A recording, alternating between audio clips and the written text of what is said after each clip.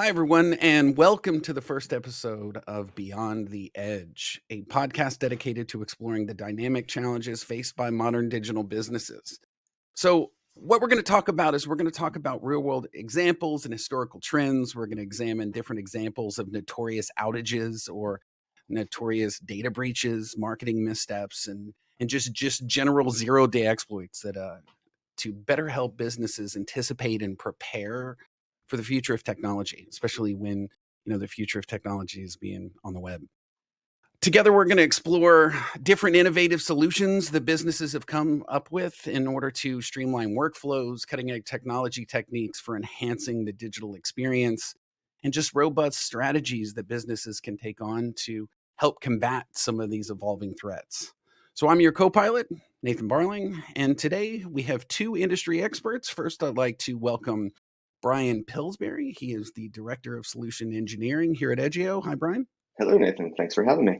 Of course. Good morning. And we are also would like to welcome Andrew Johnson, Senior Product Marketing Manager, also here at Edgio. Hey, thanks, Nathan. Good to be with you guys. Awesome. Okay, gentlemen. So today we're here to talk about why we're seeing such a rise in malicious bots. What is a bot? How is it impacting businesses? How is it impacting the industry? And what generally businesses can do to help combat this new sort of evolving threat. So are you guys ready to get started? Let's do it. Absolutely.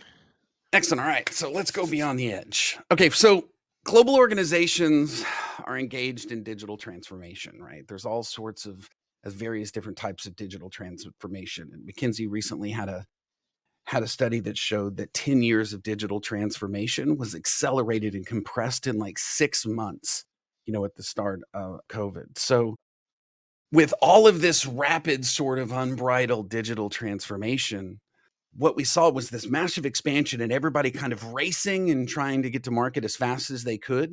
So how do I get my app? How do I start to, replenish some of these various different types of commerce conversions? And how can I start to focus in order to deliver the experience that my customers kind of demand? And with that, they sped through it. They brought their online presence, really, really quickly, and digital security really wasn't top of mind. So, according to a study by IBM just in last year, 83% of US companies have experienced a data breach. And this is costing them over $9.4 million US, which is more than double the global average. So, what can businesses do, and how are these bots starting to to play a role in this, right? So, and how are bots even opening up these types of attacks for businesses? So Okta, which is, one of the largest single sign-on identity businesses in the world, recently published a report that 34% of all login attempts globally were by bots just trying to get into networks. So another study from Count showed that 1 in 4 organizations have lost 500,000 from just a single bot attack. So that's massive amounts of issues for businesses and massive kind of financial damages to businesses. So what we want to talk about today is how can we start to understand that not only is it just about the money that's lost, but it's also how user trust is diminished and really, oftentimes irreparable inside of a business. So how can we start to better position your business to be able to react, to protect, to be proactive, and do what it ever can to kind of protect themselves against this type of threat. So let's talk about some of these different types of examples. Andrew, I'll go with you first. So what's a notorious example that you can think of that comes to mind as it relates to bots? Yeah, I think probably one that a lot of our listeners can kind of or have heard of recently was kind of the whole Taylor Swift fiasco. I think this happened last fall of 2022. Taylor Swift was coming back on tour after 5 years off. That the company Ticketmaster was distributing the tickets. Even they had anticipated, of course, high demand and high bot demand actually visiting the site, but it was actually 3 times as high as they actually forecasted. So, the site was unavailable. a lot of the tickets got picked up by scalpers, resold for over $20,000. Even the president of their parent company, Ticketmaster's parent company, was hauled in front of the Senate Judiciary Committee. A lot of brand damage, unfortunately, was done by bots. That's a good example from the recent history. But I think bots, for years have been in the spotlight. We hear, especially when Elon was buying Twitter, he kind of highlighted the bot problem when he was trying to get out of that deal. There's other bots are used for election information and disinformation campaigns.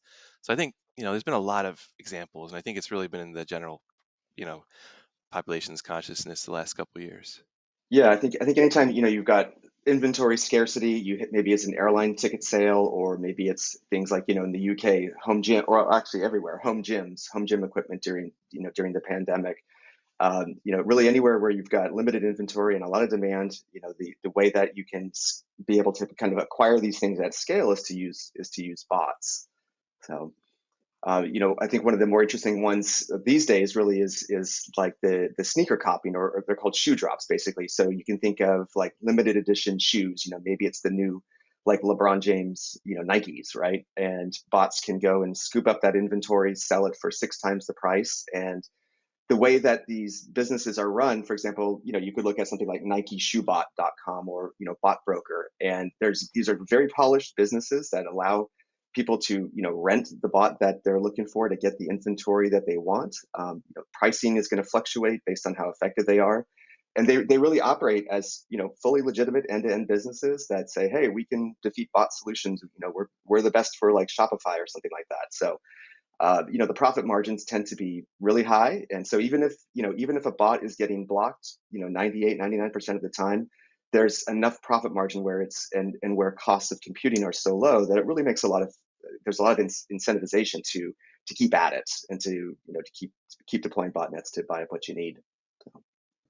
It's interesting because it pretty much, as you said, anything with scarcity, right? So it's anything that has demand.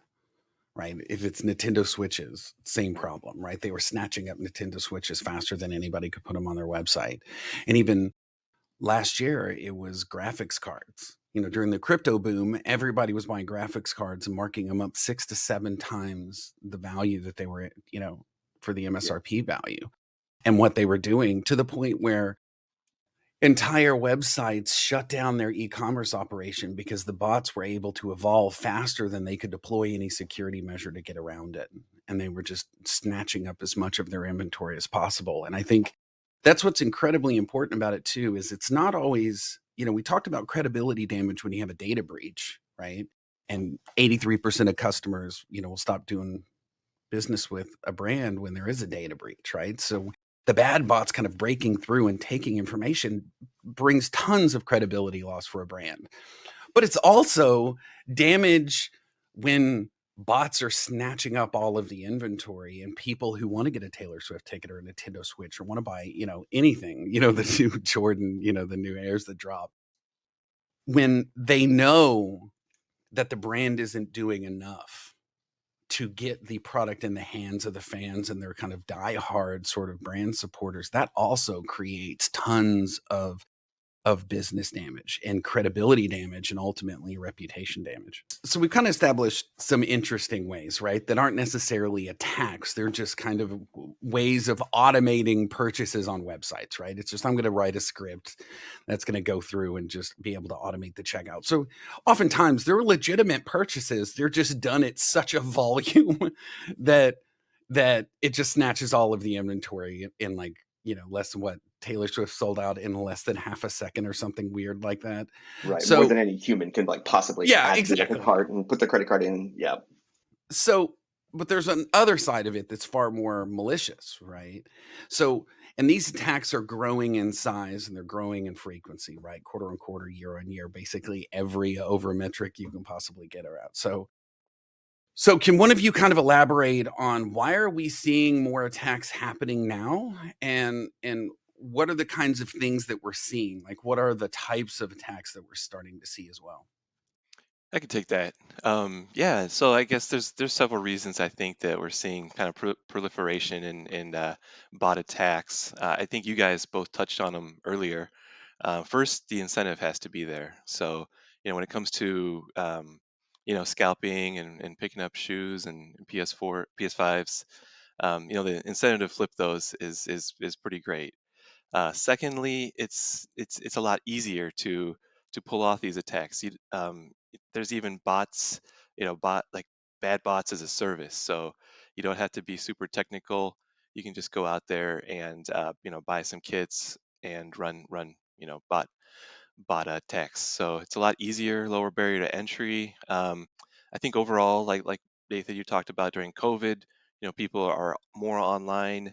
Um, you know, there's been kind of rise of buy now pay later things, so e-commerce has grown during the pandemic and post-pandemic. um, so yeah, I think those are a lot of the factors. I think the second part of your question was about like what kind of things are they doing, and that really depends on the industry. I think one of the most important or biggest challenges for across industries would be preventing like account takeovers, credential stuffing.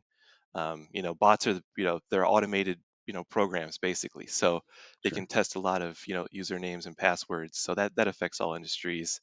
For scalping and denial of inventory and price scraping, that affects retail pretty bad. There's scanning bots looking for vulnerabilities in software, in web applications, and that's a door to data breaches and things like that. So depends on the industry. There's a lot of challenges, um, but we can't block all bots. Some bots are good.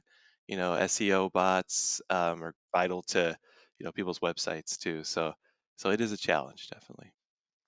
Yeah, and that's really, I think that's really kind of where a lot of the emphasis is determining, that there's classifying the good bots from the bad bots and the unknown bots, right? There's, new user agents, there's new bots out there. And so understanding like what they're doing and differentiating between malicious behavior and benign behavior is really what a lot of the, providers like we're out there trying to do. So the more advanced bots, right, they can use modified web browsers, they can imitate human like mouse movement and clicks. So collecting the telemetry and is super important, and because they can change IP addresses quicker, it is a constant game of cat and mouse to determine what's good from bad. So I think in the other category of good bots that can be a voice or a chat bot. So there are some, real useful bots out there that really help companies, drive more revenue and drive their business strategies forward. But it's about trying to figure out which ones are the bad ones. So. Now, how can you start to determine that, right? Because as Andrew kind of touched on, SEO bots are a big deal, right? So a lot of these sites, these good bots, it's how brands are discovered. It's how Google understands your content. They're coming in and scraping your content so that it can be indexed and understood, right? Right. And so it sounds easy enough just to say, I want to block all bots. I'm just going to stop bot traffic as a whole, block 100%. But then what you're doing is giving up a large part of your business, a large part of the partners, and just a large part of the internet, the way the internet works, right? What Right. is it? 40%, I think is the stat, right? Of total traffic Yeah. on the internet that's done by bots.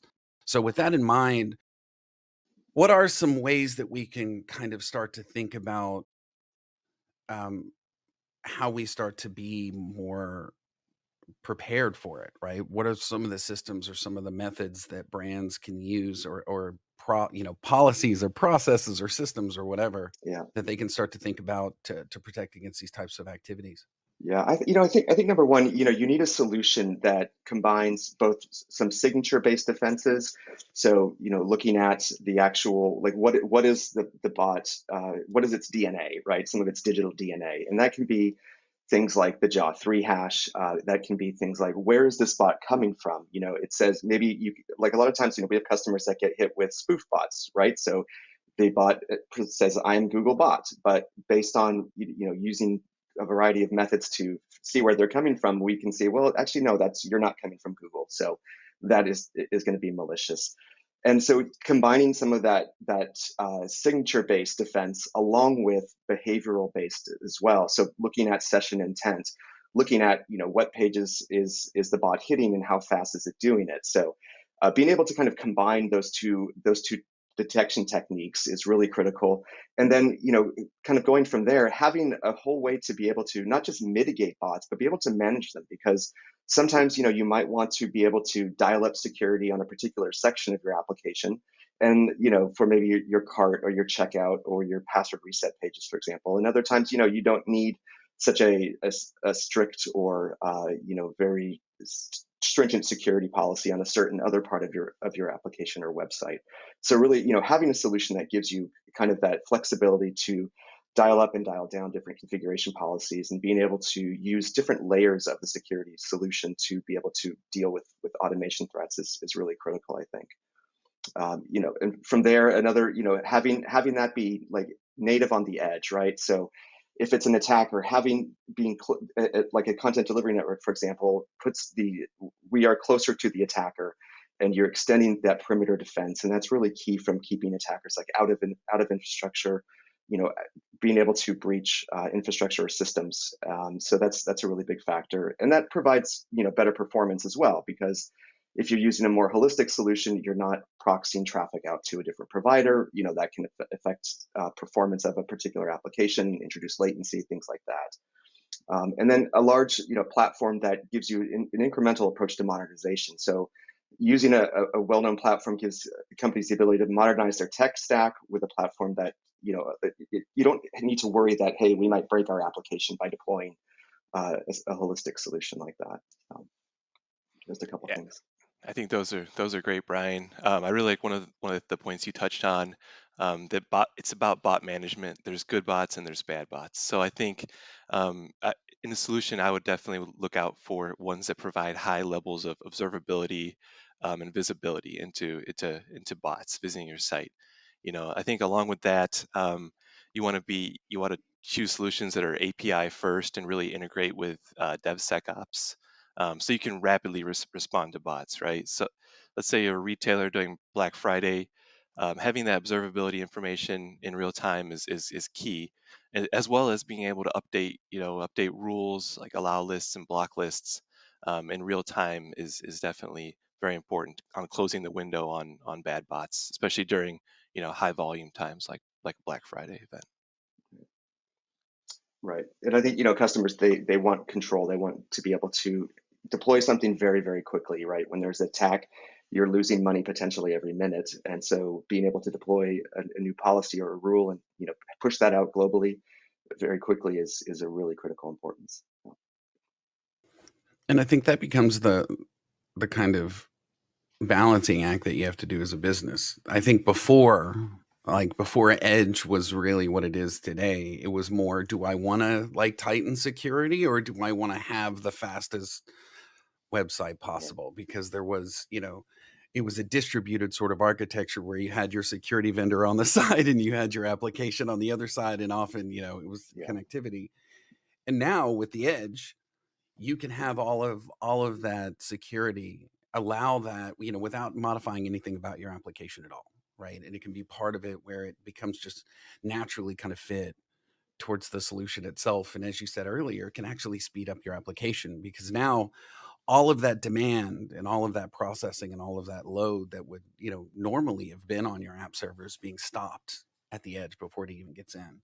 So it's an interesting sort of change now that we're able to kind of, stop all of those attacks before they happen. Now the attacks are just getting smarter, and they're evolving, and they're kind of changing, and they're getting better at kind of hiding what they're doing and spoofing and acting like other people. So it's, and I think that becomes why it's so important, right? Because the attackers now aren't just attacking the largest companies in the world, right?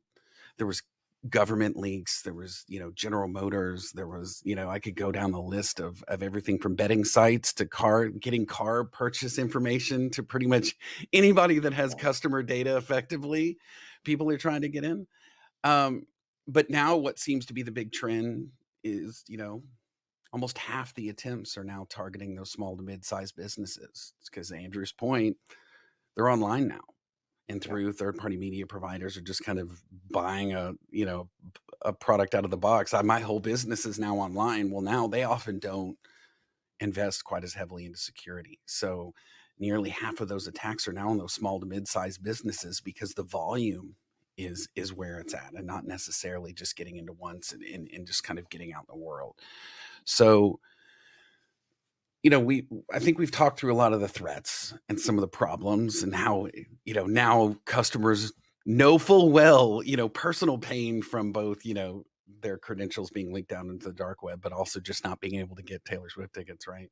So how about we end with you guys talking through a couple customer examples, if you can, about how customers have found success with deploying security and Sure. how they've actually helped kind of drive, a better customer experience, without necessarily sacrificing that security.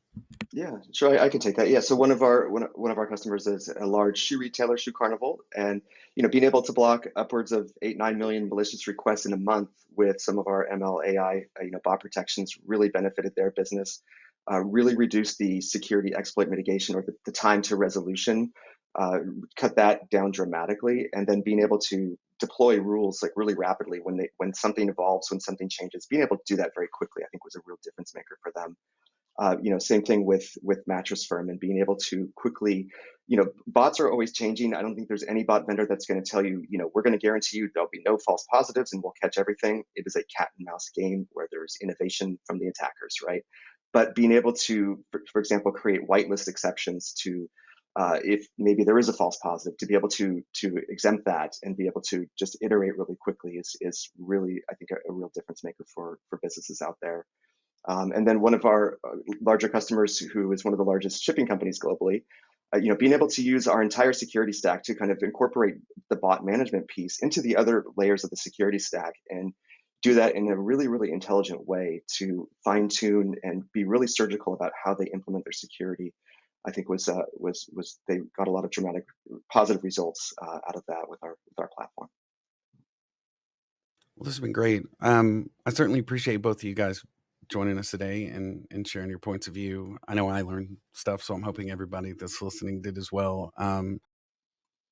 So I think in closing, talking through just knowing that it's happening, bots are attempting to log into sites, even if, if you focus on the security or not. So I think while you can't always prevent 100% of the attempts, you can at least have systems in place to be aware of them, right? And that observability, Andrew, that you talked about earlier, becomes critically important, because as the attackers become smarter at their attacks, so does your defense need to kind of evolve along with it, and having the kind of system that's using the same types of techniques to get ahead of it and to kind of prevent those things and make 0 day like every day, right? Is that our systems can just kind of act and respond accordingly, and be as frustratingly brick wall to those attackers as possible. So certainly appreciate your time today, and look forward to talking to you again in a future episode, and thank everybody for listening. Stay tuned for the next one. I appreciate it. Thank you, Thanks, Nathan. gents. Thanks, No Nathan. Thanks, worries. guys. Thanks. Cheers, boys. Bye. Thanks.